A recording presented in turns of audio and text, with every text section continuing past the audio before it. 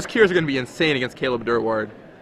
Yeah, I mean, he has like Vindicates and Swords and things like that. So hello and welcome to round 8 here in the Star City Games Open Series in Louisville, Kentucky. Winner of this match makes top 8. I'm Gavin Verhey, bringing you coverage with Jacob Van Lunen.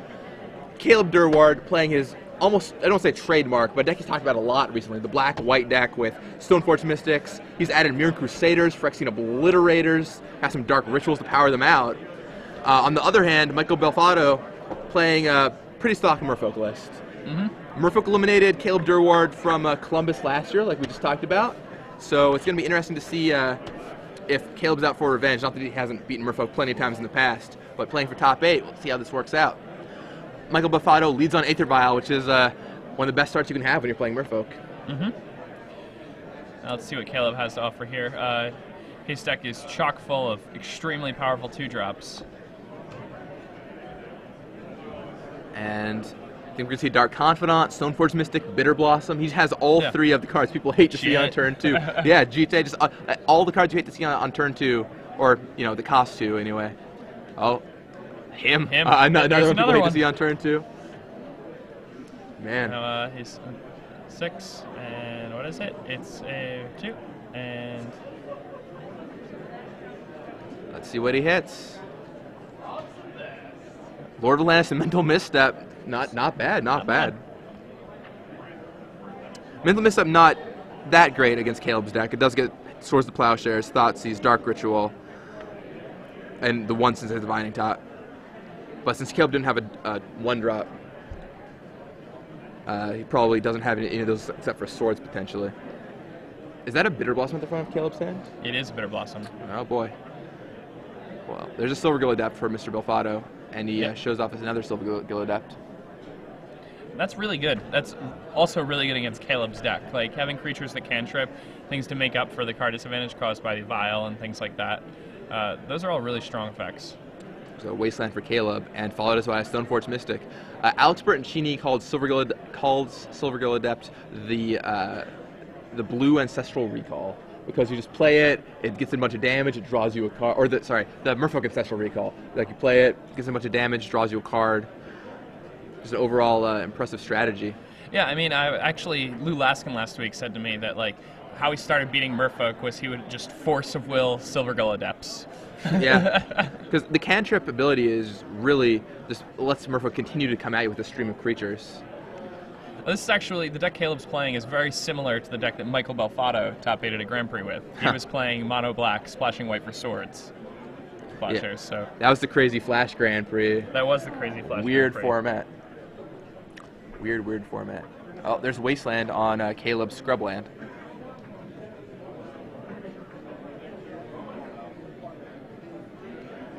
And serves in for 2 with the Silver Gill Adept. Plays in another Aether Vial, and Michael Belfatto will be dropping a Silver Gill Adept into play on Caleb's turn somewhere.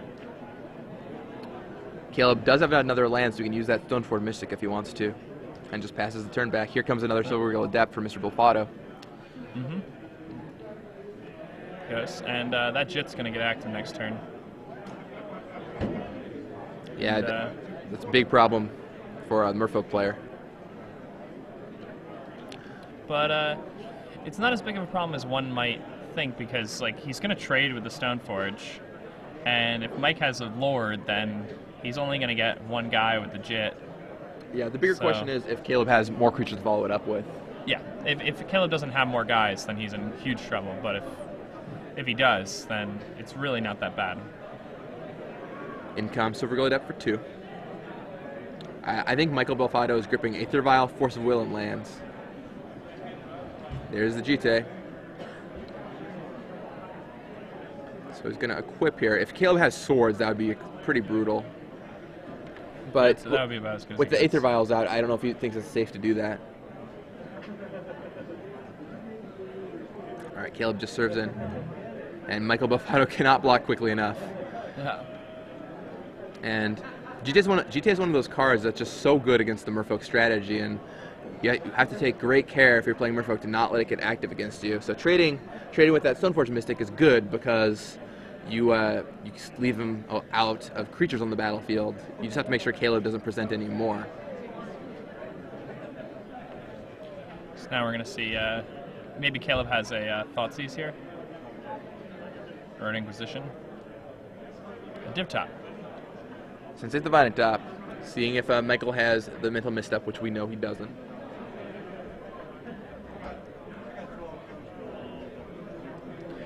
Now,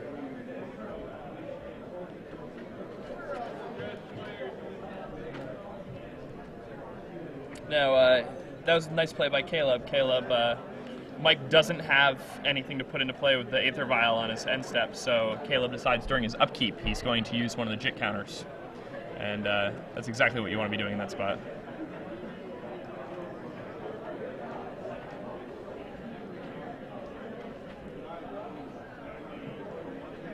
Another Stoneforge Mystic, and Mike's going to go ahead and force that.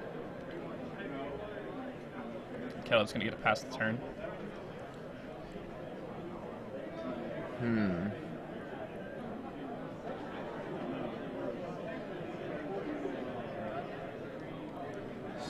Interesting board state we have here. No creatures on either side. Yeah, I think Mike just drew a mental misstep. Yeah. So Caleb's top three cards. Caleb found the land he needed to cast as Obliterator. Yep. And I don't think he cares about that Vindicate or that Swords. Not yet, anyway. Daniel Conine to the main event stage, please. Daniel Conine to the main event stage, please. Oh, he went ahead and drew the Swords. Okay. That's fine.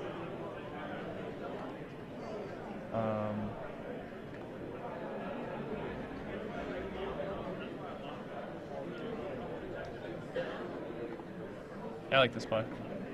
Okay, so he just traded his top for a Swords to Plowshares, basically. And now he's going to drop a Phyrexian Obliterator onto the table. And start to obliterate with GT. What a blowout. And Mike doesn't have any Sowers mains, so... Uh-oh. Phyrexian Obliterator's pretty big issue. Oh, boy. And Michael Belfatto doesn't have a force. That Obliterator is going to do its namesake to the Merfolk Mage. And Mike's just going to... yeah, it's just really bad for Mike at this point. Yeah, I mean, you can try and string something together, but one of the biggest downfalls of the Merfolk deck is they don't have removal spells. And you can play Soar sometimes, but this list doesn't have it. I mean, you play Dismember. Right, you can play Dismember. You have a couple answers. Some people splash white for path or black for, various go for the throat or whatever. Yeah. Mike Belfatto just packs up his cards. He's like, there is no way I am beating that. And we're off to a game 2. Let's look at these sideboards here and see what who might bring in. Mike Belfatto has some Jits of his own and some Sowers, and it looks like those are the only cards that can really come in. Sowers and Jits are probably coming in for... I guess he really just has to take out... what do they even take out? Sideboarding with Merfolk is always kind of tricky, I feel, because your deck is such a compact package. You have to be careful about what you want to cut. Yeah, I mean, I obviously, I think you cut the 2 Kira, even though they're good against Caleb's deck. Really? I really like the Kiras here. Really? Okay. I mean, he has a lot of removal spells, and him breaking up your assembly of creatures is a big problem. I mean, maybe they're not good, but I kind of like them.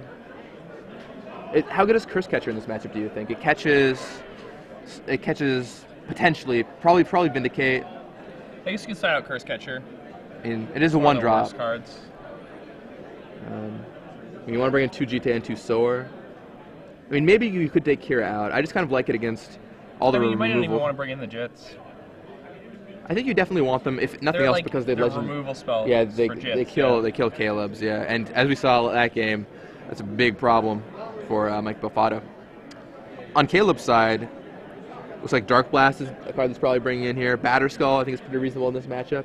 He's got a Shriek Maw, a couple Shriek Maws. That's not a card you see out every day, but just a removal spell. Can't be spell pierced. It's pretty good. I don't think Feast and Famine or War and Peace are going to come in. Perish, definitely not. Phyrexian Revoker, probably not. Probably not. Bitter Blossom, maybe, probably not. Is Bitter Blossom good in this matchup? I mean, it creates guys you can block with, which is good. But I think he wants everything else more than he really wants Bitter Blossom, unless he wants to cut like Vindicate or something. I mean, maybe the Mirror Crusaders could be cut. Of their first strike, Yeah, that's they really battle good. pretty well. Yeah. Like Mike really kind of like needs like double Lord for most of his guys to attack through that, and double Lord's pretty hard to do when you're playing against a deck that's playing as much removal as Caleb's.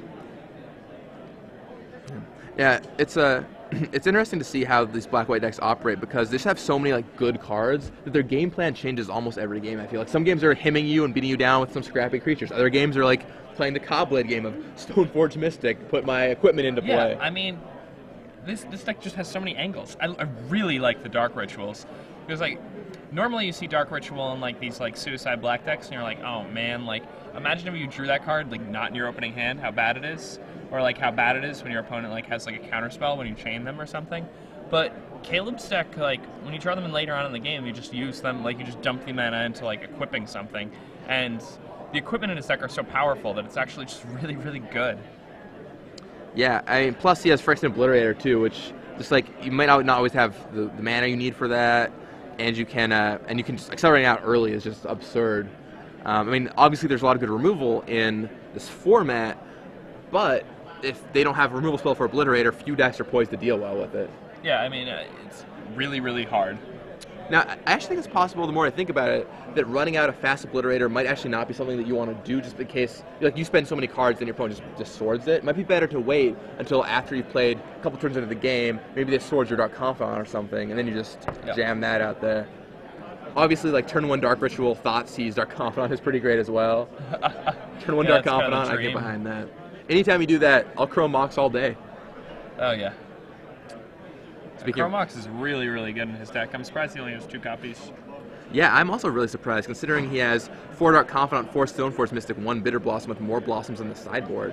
Seems like I mean, his deck literally just has all the best 2-drops ever.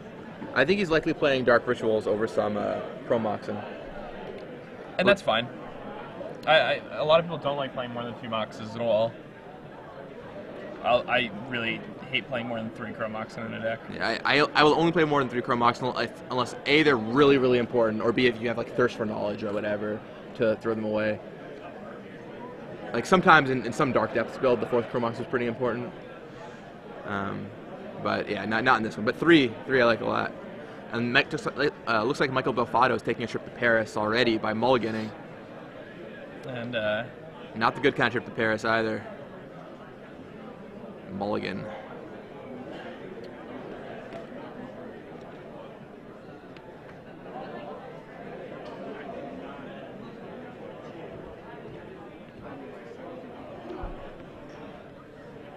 Looks like Mutavault. Is that to Wasteland or Rishtram Wasteland? Looks like the colorless draw. We've got a bunch of colorless lands and blue spells. See a Daze there. Daze not very good when you have many islands. That's always one of my big issues with the Merfolk deck is how you can get these weird mana draws if you don't have Aether Vial. And Caleb's going to play a Pithy Needle here. Do you name Mutavault or Vial, do you think? I think you just named Vial, right? Oh, we're going to find out. He's writing it down. Name is Mutavault. Okay. I guess it's clear he doesn't have Vial, so you want to go for the immediate one. There's a Jite. 2 more lands, and Mike can serve that Jite onto something.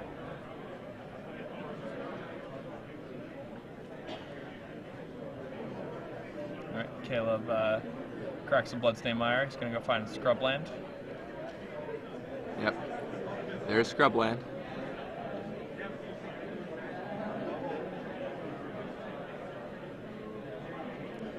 And here comes Stoneforge Mystic. And Stoneforge Mystic is going to grab a Batterskull. Batterskull is what it looks like. That makes sense. Yeah, Michael Belfatto's not going to be happy to see a Batterskull across the table. You want to attack it with that Mutavault? Be my guest. Yeah. The Pithing Needle's actually naming Mutavault right now, right? Yeah. It's true. But you're right. Yeah, like. Yeah, just in general, like in this matchup. Yeah, I mean, Mike's counting on his opponents having islands in their deck. or just anything. Attack with Silver Gill Adept. Like his goal is to put that GTA on something for sure. But all right, so he wastelands Scrubland to try and keep Caleb off of lands. And yeah, the colorless land draw is pretty awkward for Mike Belfatto here. Dark Ritual from Caleb. And Mike Belfatto, I don't think he has a response to that. Alright, so it goes with 4 mana. There's a GTA. Okay, so he has 2 left. And a Dark Confidant. That's a good turn. Yeah, once again, that Dark Ritual seems like it does pretty good work. Dark Ritual's pretty good in this deck, yeah. I remember Chris Pakula had them, I don't know, 5 years ago in GP, and first Legacy tournament, right? First Legacy GP, and he also had main deck Engineered Plague. That was his big thing. I remember one game against the Goblins. He went turn 1 Ritual Engineered Plague. Goblins, his opponent Goblin Lackey died and couldn't believe it. Shows Silver Gill Adept, showing Silver Gill Adept. Draws Force of Will. So Mike Belfatto can fire off a Force of Will. Caleb Durward finds another Stoneforge Mystic though. Yeah.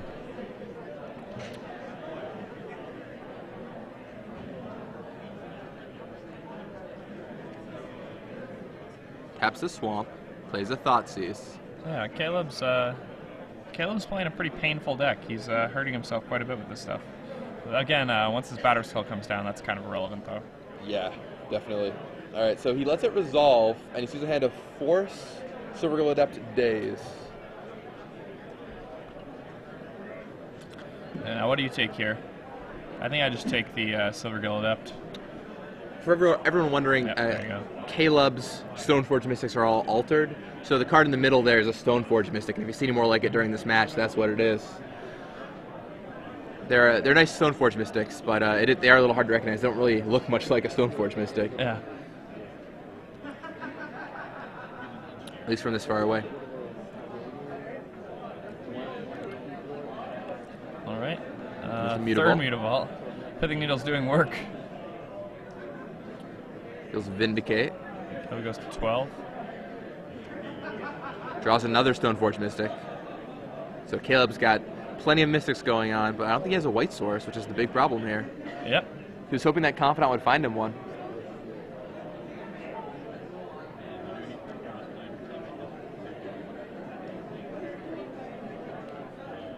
Michael Belfatto's hand is not great, but he's slowly trying to eke his way into the game. And if you're Caleb here, do you attack with anything, or do you just pass? I don't know if it's okay to attack. I guess you can if you want to. Technically you're ahead, but I just don't know if you want to. You definitely don't want to send with Confidant. But that's really good. You could serve him with Stoneforge and see if he chooses to block. He probably will, and that's probably bad if you're trying to go on the batter skill plan. So yeah, no attacks is likely correct. I mean, the Dark Confidant is really important for getting everything active. And now I think Mike has Force Daze Mental Misstep. It's like Caleb drew an Obliterator there. Yeah, Obliterator Wasteland. So he finds a third land, but it's not the white that he was looking for. No, it is not. And now his hand is full of cards that need white to cast. And a card that costs quad black. And a card that costs quad black. Quad black can be a little ambitious with the 4 Wastelands in your deck, but he has Dark Rituals to help him out. Mike Belfatto's going for double blue. So he flips Thoughtseize. There we go. He draws a Scrubland. Yeah, and I think that Scrubland just about locks it up. Yeah. Thoughtseize. Thoughtseize is first. Probably going to get misstepped.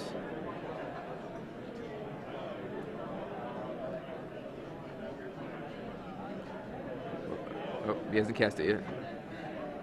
Alright, Thoughtseize. He missteps it. So Thoughtseize goes away. Now he just passes, and he's going to be able to Stoneforge Mystic in that batter skull and start battering Michael Belfatto. Yeah, Mike can attack.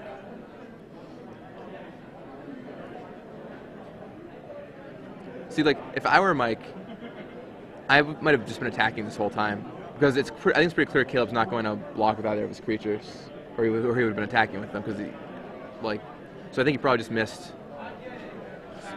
I don't know. Well, I don't 7 know. points of I damage. think he probably blocks with the Mystic, right? Well, but he clearly wanted the Mystic so he could Stoneforge into play. Otherwise, he would have been attacking with the Mystic. I guess that's true, yeah. Well, I mean, no, because he wants the Mystic on D. He's at a lower life total, and the Mystic's a 1 power creature, and Silvergill Adept's 2 power creature. I thought he was holding back Mystic for D. I mean, if you attack with Silvergill Adept and your opponent blocks with either creature, I think you're probably happy in that situation. Because Batterskull coming down is really bad for you. And and Dark Confidant is what's going to draw him out of that situation. I don't know. Would you guys have been attacking with that Silvergill Adept there? Let us know. There's a Vindicate on an island. How brutal. Insult to injury. Brutal.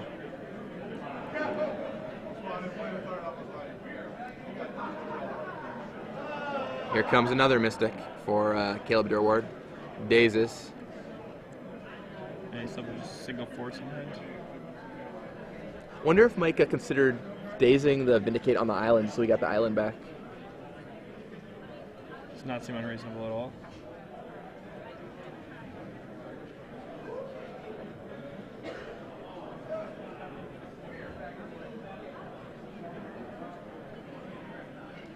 Alright, so let's see what Caleb draws here. There's a him. Which is gonna. Just gonna fire that off. Yeah, that's gonna rip Mike's hand apart. He's got 2 forces left, and no matter That's all he has. no matter how it ends, yeah, those forces are gone. He double blocks the Batterskull, killing the German. Caleb goes up for life.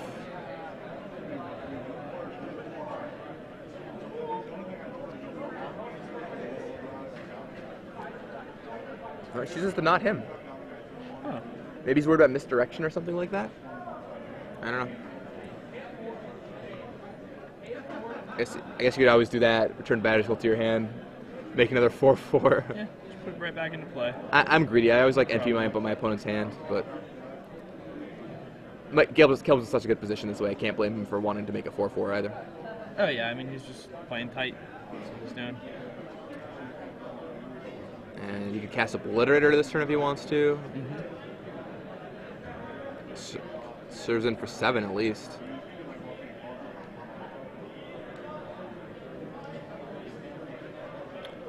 Mike Belfatto's hand, I believe, is Force Misstep. Yep. Yeah, it's not so good for him. And there's a him. Or is that a Silvergill Adept? It's a Silvergill Adept that he couldn't pay full price for. And he forces it. He's gonna Vindicate the last island. Oh, man. Absolutely brutal. Yeah. Mike Taking Belfatto 7, going to 8. has 3 Mutavolts. I mean, I think he's dead next turn. Or might be 1 short, being dead next turn. Yeah, and he just extends the hand. There it is. Congratulations, Caleb Durward, top 8 competitor. He seems to have inspired a lot of people with this deck, so well deserved. Yeah, I mean.